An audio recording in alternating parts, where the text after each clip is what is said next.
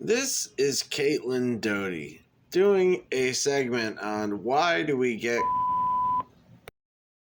And this is where she gets into the story of the girl that said yes, a common fake tale amongst lore.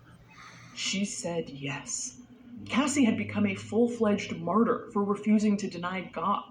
In the face of this horrible tragedy for the evangelical and Christian communities, here was this inspiring girl. The story started because that day a student had overheard a girl say she still believed in God before being shot.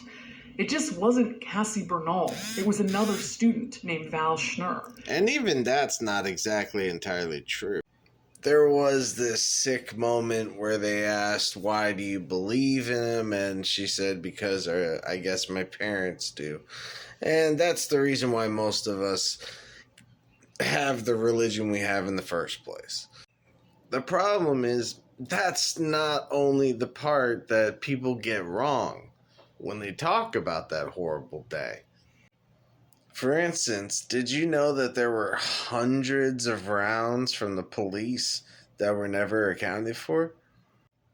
That's right, police in a school firing blindly.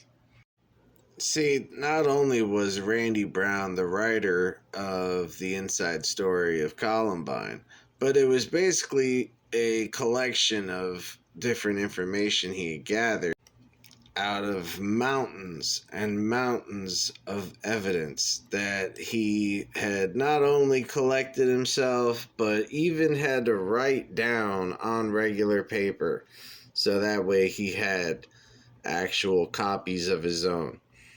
And so he goes bullet per bullet, showing you how many were shot in the front door, how many were shot blindly.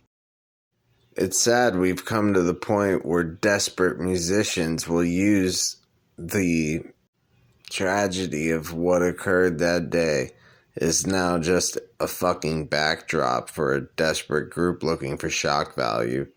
And that's why most people don't know the true story of what happened on April 20th, 1999.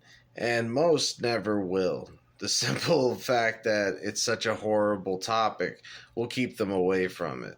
But for those that really want to learn about it, first learn about the distortions and the omissions, and then get involved. And stay far, far away from this liar.